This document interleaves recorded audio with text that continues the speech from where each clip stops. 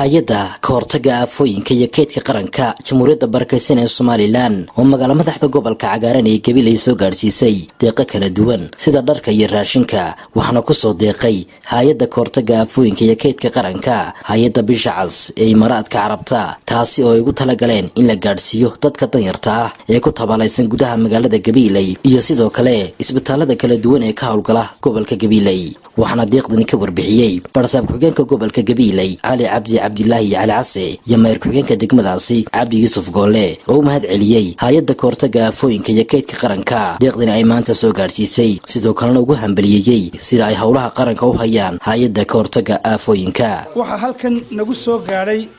baabuur sida raashin iyo dhar oo ay na soo gaarsiiyeen ama ay noo soo gudbiyeen hay'adda ka hortagga aafooyinka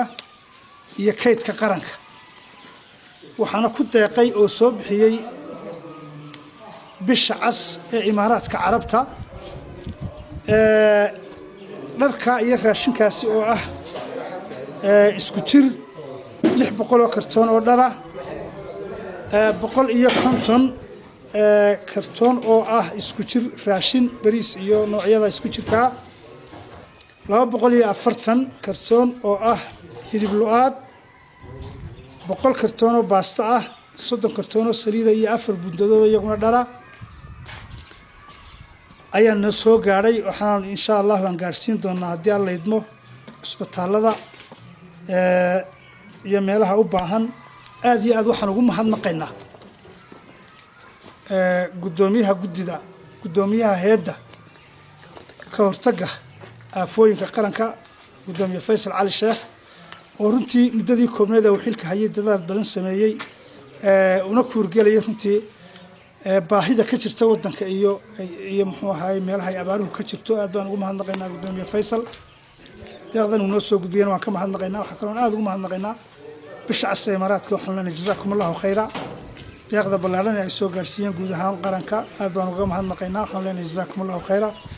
anana insha Allah cidii loogu talagalay meelaha u baahan baan gaarsiin doonaa hadii alla idmo laba saddex cisho gudahooda oo soo socda ayaan qayb doonaa hadii alla idmo maanta waan la wareegnay waa raashin deeqa oo inaga soo gaaray Bisha Cas ee Imaaraadka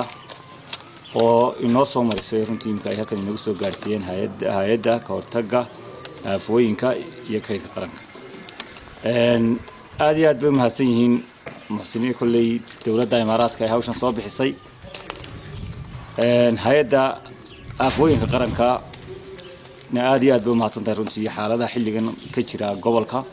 oo runtii abaara u badan xilligan abaarahaas runtii wali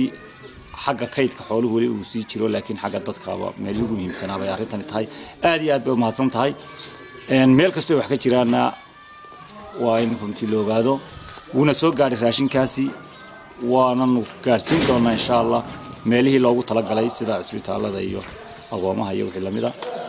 aad iyo aad baan ugu mahadsan waa Yaalla Xaaji warbaahinta qaranka magaalada Gabiley ee xarunta gobolkaasi.